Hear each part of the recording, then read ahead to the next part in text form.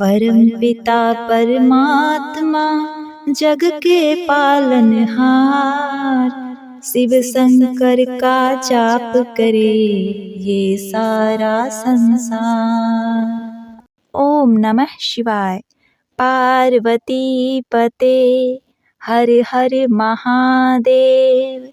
प्रिय भक्तों, भगवान शिव को समर्पित सोमवार के दिन आज आप श्रवण करेंगे सोमवार की व्रत कथा, साथ ही सुप्रसिद्ध भोलेनाथ माता पार्वती की बड़ी ही दुर्लभ पौराणिक कथा का भी श्रवण करेंगे।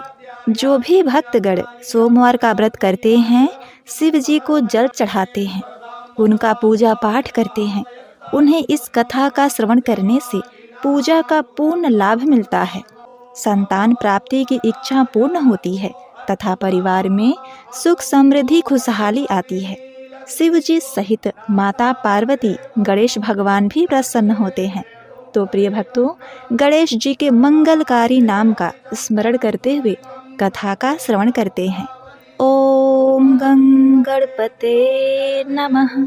हे देवाधिदेव, हे महादेव, हे भूतनाथ भगवान, परम पिता परमेश्वर भोलेनाथ, अपने भक्तों के मनोरथ को पूर्ण करो भगवन। उमापति शिव शंभु हर हर महादेव। सोमवार व्रत कथा के अनुसार बहुत पहले विजय आदित्य नाम का एक राजा राज करता था। वह शिव जी का परम भक्त था। उसने संगे मरमर पत्थर से शिव जी का एक बहुत सुंदर विशाल मंदिर बनवाया था और हमेशा उन्हें प्रसन्न करने के नए नए तरीके सोचा करता था। एक दिन राजा ने सोचा कि श्रावण का मंगलमय महीना आरंभ हो गया है।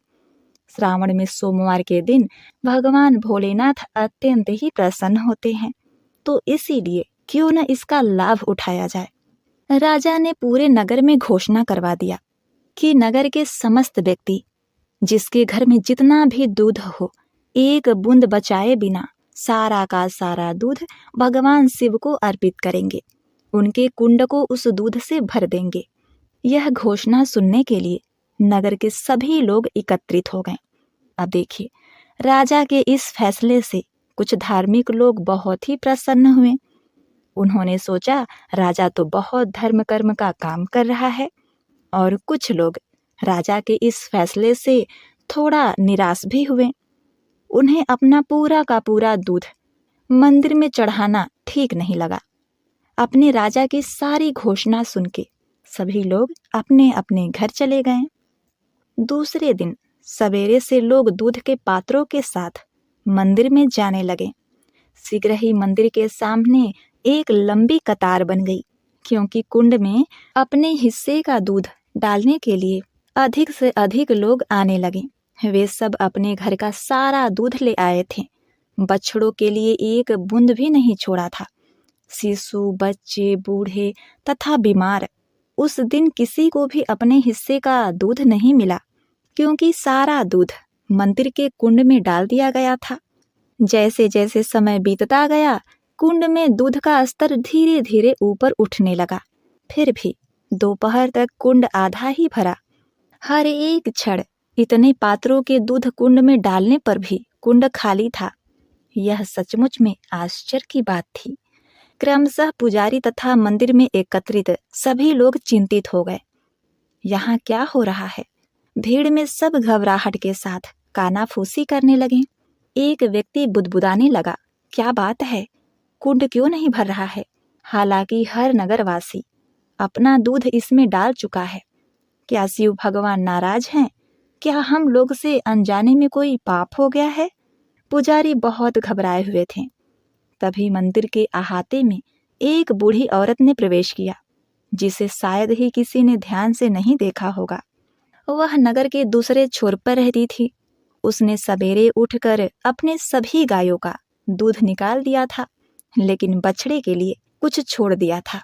फिर उन्होंने परिवार के सदस्यों को दूध पिलाया और घर का कामकाज पूरा किया। इसके बाद केवल एक छोटे कटोरे भर दूध बचाकर वह उसे मंदिर में ले गई और वह प्रार्थना करते हुए दूध को कुंड में डाल दिया। उसने कहा, हे कृपा सिंधु प्रभु, सिर्फ इतना ही आपको अर्पित कर सकती हूँ, लेकिन यह अपनी पूरी भक्ति के साथ समर्पित कर रही हूँ। कृपया मेरी छोटी सी भेंट को स्वीकार करें। और लो देखो, अब आधा रिक्त कुंड दूध से लबालब भर गया। बूढ़ी औरत जैसे विनती भाव से आई थी वैसे ही चली गई। राजा और पुजारी कुंड को भरा हुआ पाकर फूला न समाये और विशेष पूजा का कार्य संपन्न किया। प्रिय भक्तों, अब देखिए, अगले सोमवार को वैसा ही हुआ। नगर के सब वासियों ने ईमानदारी से कुंड में अपने अपने दूध डाल दिए, फिर भी वह आधा ही खाली रह गया। तभी लबालब भरा जब बूढ़ी औरत ने अपने छोटे से कटोरे का दूध उसमें डाला। इस चमत्कार को देखकर सभी चकित रह गए। राजा ने इस रहस्य की तह तक जाने का निश्चय किया। इसीलिए तीसरे सोमवार को राजा सवेरे से ही कुंड के निकट पहरेदार के भेष में खड़ा हो गया और हर घटना पर निगरानी करने लगा। पहले की तरह लोग अपने दूध अर्पित करने के लिए कुंड के निकट पंक्ति में खड़े होने लगे, लेकिन दूध का स्तर आधा कुंड से ऊपर न हुआ। तभी बूढ़ी औरत कटोरा भर दूध लेकर आई और ऊंचे स्वर में प्रार्थना करने लगी, हे प्रभु, मैं जितना दूध बचा सकी हूँ वह आपको समर्पित है। मुझे विश्वास है कि आप अपने असीम कृपा में इसे स्वीकार करेंगे। कृपा करके आशीर्वाद दें जिससे मुझे अपनी धारणा पर दृढ़ बने रहने में शक्ति प्रदान हो। तब उसने कुंड में अपना दूध डाल दिया। जैसे ही वह वापस जाने के लिए मुड़ी कि राजा जो भेष बदलकर निगरानी कर रहा था वह देखकर चकित रह गया कि कुंड दूध से लबालब भर गया है। उसने दौड़कर बूढ़ी औरत को रुकने के लिए कहा। डर से कांपती हुई वह बोली, मुझे क्यों रोक रहे हो? मैंने क्या किया है? राजा ने कहा, डरो मत, मैं जानता हूँ और तुमसे कुछ जानना चाहता हूँ। कितने ही लोग अपने साथ लाए हुए दूध को कुंड में डाल रहे हैं, फिर भी आधा कुंड से ज्यादा नहीं भरा, लेकिन तुमने जैसे ही इसमें छोटे कटोरे भर का दूध डाला, कुंड अचानक लबालब भर गया। क्या बता सकती हो ऐसा क्यों हुआ है? बूढ़ी औरत ने उत्तर दिया, महाराज, मैं एक माँ हूँ और माँ कभी अपने बच्चे को भूखा देखना सह नहीं सकती। इसीलिए मैंने आपकी आज्ञा का पालन नहीं किया। गायों से दूध निकालते समय मैंने कुछ दूध बछड़ों के लिए छोड़ दिया और फिर सब बच्चों को पिला दिया। इसके बाद जो दूध बचा वही पूजा के लिए लेकर आई हूँ। हे राजन, भगवान भी माता के समान हैं। वे नहीं चाहते कि बच्चों को भूखों मारे। हे राजन, स्पष्ट बोलने के लिए मैं आपसे क्षमा चाहती हूँ। आपने किंतु यही कर दिया। आपने लोगों को पूजा के लिए घर का सारा दूध लाने के लिए आदेश दिया और बछड़ों, बच्चों, बूढ़ों तथा बीमारों के लिए कुछ भी बचाने के लिए नहीं कहा। प्रजा दुखी थी, लेकिन आपकी आज्ञा का उल्लंघन नहीं कर सकी। उन्होंने अर्पण तो किया, किंतु स्वेच्छा से नहीं। भगवान को यह पसंद नहीं आया और आपके अर्पण को अस्वीकार करके उन्होंने अपना असंतोष प्रकट किया। प्रिय भक्तों, राजा यह सुनकर विचारों में खो गया। यह महिला तो ठीक कहती है। राजा को भी अपनी प्रजा के लिए माता के समान होना चाहिए, जो उसके स्वास्थ्य और सुख का ध्यान रखें। लेकिन मैं अपनी पूजा के लिए उन्हें दूध देने पर मजबूर करके महापाप कर रहा था। फिर भगवान हम पर कैसे प्रसन्न रहते। प्रिय भक्तगणों, शर्म से राजा का सिर झुक गया। वह बूढ़ी औरत से बोला, हे माते, मैं तुम्हारा शुक्रगुजार हूँ। माँ, तुमने हमारी आंखें खोलकर सच्ची भक्ति का मार्ग दिखाया है। राजा ने तुरंत घोषणा करवाई कि आने वाले सोमवार के दिन लोगों को उतना ही दूध लाना है जो बछड़ों, बच्चों, बूढ़ों तथा बीमारों को पिलाने के बाद बच जाए। अगले सोमवार को भी, जो श्रावण का अंतिम सोमवार था, मंदिर पर सवेरे से ही लंबी कतार लगी हुई थी। लोग उतना ही दूध लाते थे जो बचा सकते थे। राजा ने भी उतना ही दूध डाला जो महल के बछड़ों, बच्चों तथा अन्य लोगों से बच पाया था। परिणाम आश्चर्यजनक था। कुंड सुबह में ही भर गया था। राजा अब प्रसन्न था और बूढ़ी औरत का इंतजार कर रहा था। जब उसने अपने हिस्से का दूध डाल दिया तब राजा उसे मंदिर में ले गया और दोनों ने एक साथ पूजा की। राजा ने कहा, धन्यवाद माता, भगवान सचमुच आखिर प्रसन्न हो गए। पार्वती पते हर हर महादेव। हे भोलेनाथ, हे शिव शंभु, हे औघड़दानी, अपने उन सभी भक्तों पर कृपा दृष्टि बनाए रखिए भगवान, जो आपकी पूजा बड़े ही श्रद्धा और भक्ति से करते हैं तथा कथा का श्रवण बड़े ही प्रसन्न चित मन से करते हैं। ओम नमः शिवाय, हर हर महादेव। प्रिय भक्तों, अब आइए सुनते हैं सोमवार के दिन सुनी जाने वाली सुप्रसिद्ध सोमवार व्रत कथा। सोमवार व्रत कथा के अनुसार किसी नगर में एक धनी व्यापारी रहता था। दूर दूर तक उसका व्यापार फैला हुआ था। नगर के सभी लोग उस व्यापारी का सम्मान करते थे। इतना सब कुछ संपन्न होने के बाद भी वह व्यापारी बहुत दुखी था, क्योंकि उसका कोई पुत्र नहीं था, जिस कारण अपने मृत्यु के पश्चात व्यापार के उत्तराधिकारी की चिंता उसे हमेशा सताती थी। प्रिय भक्तगणों, पुत्र प्राप्ति की इच्छा से व्यापारी प्रत्येक सोमवार भगवान शिव की व्रत पूजा किया करता था और शाम के समय शिव मंदिर में जाकर शिव जी के सामने घी का दीपक जलाया करता था। उसकी भक्ति देखकर माँ पार्वती प्रसन्न हो गई और भगवान शिव से उस व्यापारी की मनोकामना पूर्ण करने का निवेदन किया। भगवान शिव बोले, इस संसार में सबको उसके कर्म के अनुसार फल की प्राप्ति होती है। जो प्राणी जैसा कर्म करते हैं उन्हें वैसा ही फल प्राप्त होता है। शिव जी द्वारा समझाने के बावजूद माँ पार्वती नहीं मानी और उस व्यापारी की मनोकामना पूर्ण हेतु वे शिव जी से बार बार अनुरोध करती रहीं। अंततः माता के आग्रह को देखकर भगवान भोलेनाथ को उस व्यापारी को पुत्र प्राप्ति का वरदान देना पड़ा। वरदान देने के पश्चात भोलेनाथ माँ पार्वती से बोले, हे देवी, आपके आग्रह पर मैंने पुत्र प्राप्ति का वरदान तो दे दिया, किंतु इसका यह पुत्र 16 वर्ष से अधिक समय तक जीवित नहीं रहेगा।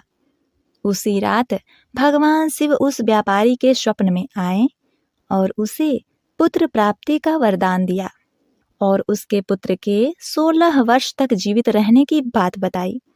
भगवान के वरदान से व्यापारी को खुशी तो हुई, लेकिन पुत्र की अल्प आयु की चिंता ने उसकी खुशी को नष्ट कर दिया। व्यापारी पहले की तरह सोमवार के दिन भगवान शिव का विधिवत व्रत करता रहा। कुछ महीनों बाद उसके घर में एक अति सुंदर बालक ने जन्म लिया और घर में खुशियां ही खुशियां भर गईं। बहुत धूमधाम से पुत्र का जन्म समारोह मनाया गया, परंतु व्यापारी को पुत्र जन्म की अधिक खुशी नहीं हुई, क्योंकि उसे पुत्र के अल्प आयु के रहस्य का पता था। जब पुत्र 12 वर्ष का हुआ तो व्यापारी ने उसे उसके मामा के साथ पढ़ने के लिए वाराणसी भेज दिया। लड़का अपने मामा के साथ शिक्षा प्राप्ति हेतु चल दिया। अब देखिए, रास्ते में जहाँ भी मामा भांजे विश्राम हेतु रुकते, वहीं यज्ञ करते और ब्राह्मणों को भोजन कराते। लंबी यात्रा के बाद मामा भांजे एक नगर में पहुंचे। उस दिन नगर के राजा की कन्या का विवाह था, जिस कारण पूरे नगर को सजाया गया था। निश्चित समय पर बारात आ गई, लेकिन वर का पिता अपने बेटे के एक आंख से काने होने के कारण बहुत चिंतित था। उसे भय था कि इस बात का पता चलने पर कहीं राजा विवाह से इनकार न कर दें, उससे उसकी बदनामी भी होगी। जब वर के पिता ने व्यापारी के पुत्र को देखा तो उसके मस्तिष्क में एक विचार आया।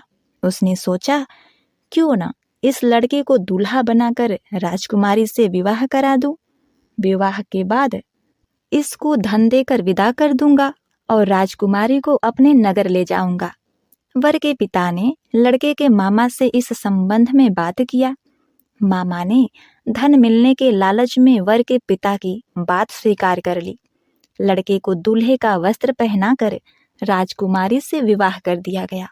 राजा ने बहुत सारा धन देकर राजकुमारी को विदा किया। शादी के बाद लड़का जब राजकुमारी के साथ लौट रहा था तो वह सच नहीं छिपा सका और उसने राजकुमारी के ओढ़नी पर लिख दिया कि हे राजकुमारी, तुम्हारा विवाह मेरे साथ हुआ था। मैं तो वाराणसी पढ़ने जा रहा हूँ और अब तुम्हें जिस नवयुवक की पत्नी बनना पड़ेगा वह कान्हा है। इस प्रकार उसने सारी बातें राजकुमारी को बता दी। जब राजकुमारी ने अपनी ओढ़नी पर लिखा हुआ पढ़ा तो उसने काने लड़के के साथ जाने से इनकार कर दिया। राजा को जब ये सारी बातें पता चली तो उसने राजकुमारी को महल में ही रख लिया। अब देखिए, उधर लड़का अपने मामा के साथ वाराणसी पहुंच गया। गुरुकुल में पढ़ना शुरू कर दिया। जब उसकी आयु 16 वर्ष की हो गई तो उसने यज्ञ किया। यज्ञ के समाप्ति पर ब्राह्मणों को भोजन कराया और खूब अन्न वस्त्र दान किए।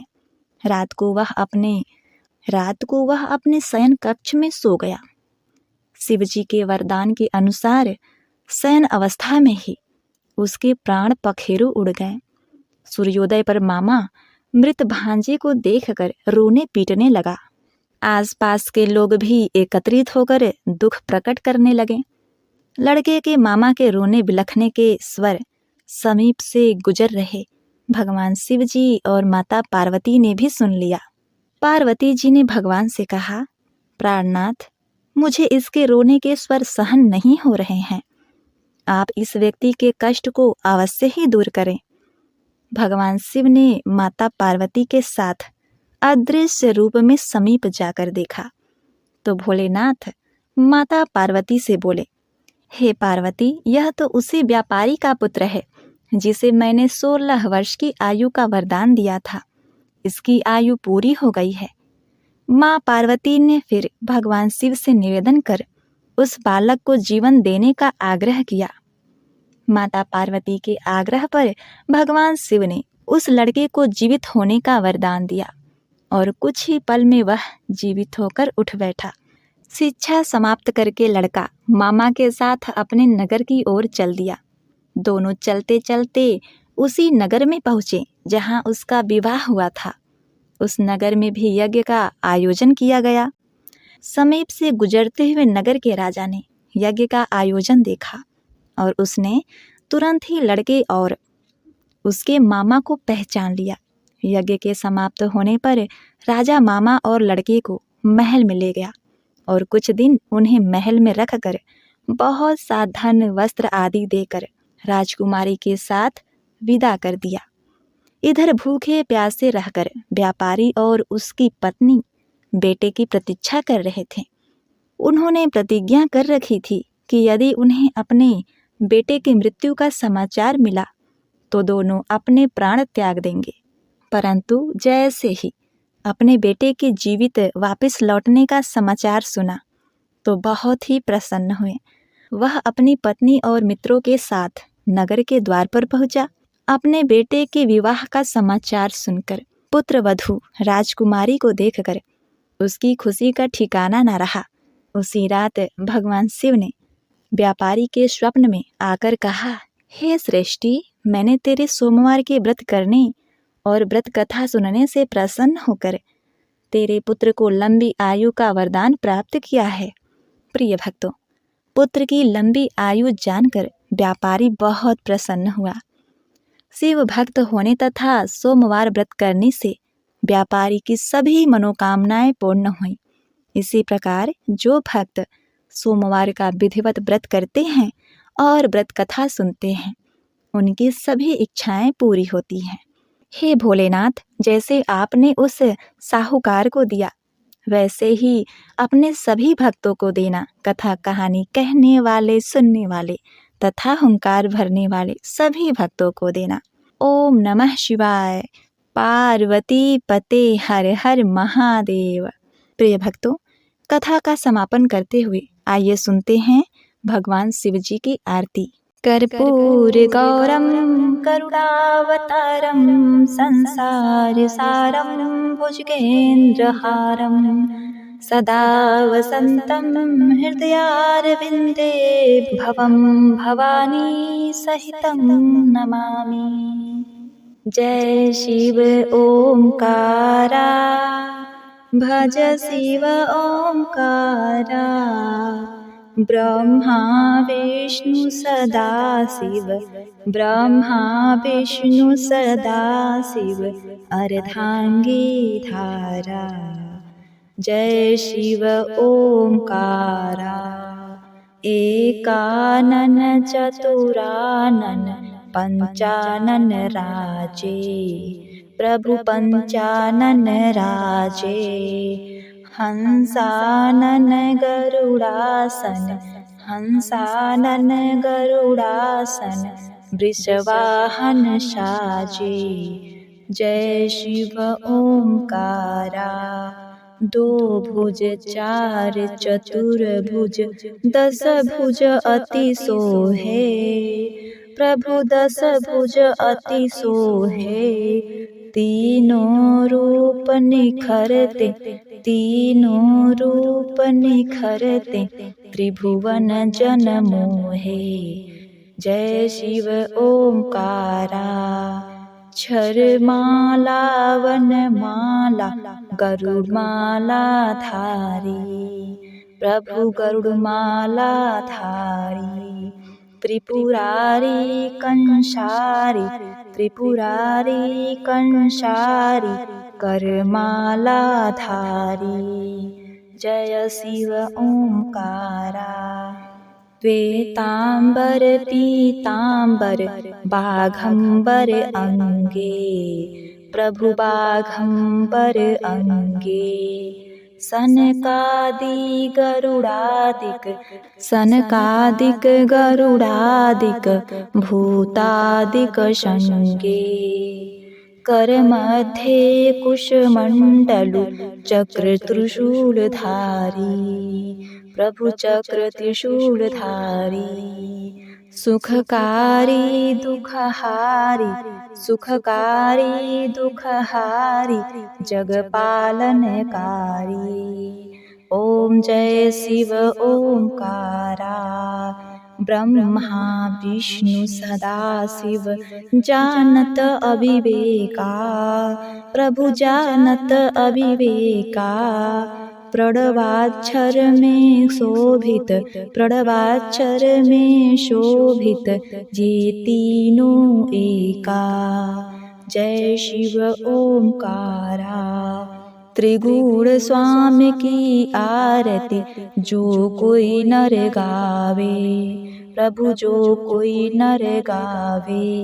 भजत शिवानंद स्वामी, भजत शिवानंद स्वामी मन वांछित पावे। जय शिव ओंकारा, जय शिव ओंकारा, भज शिव ओंकारा। ब्रह्मा विष्णु सदा शिव अर्धांगी धारा। जय शिव ओंकारा।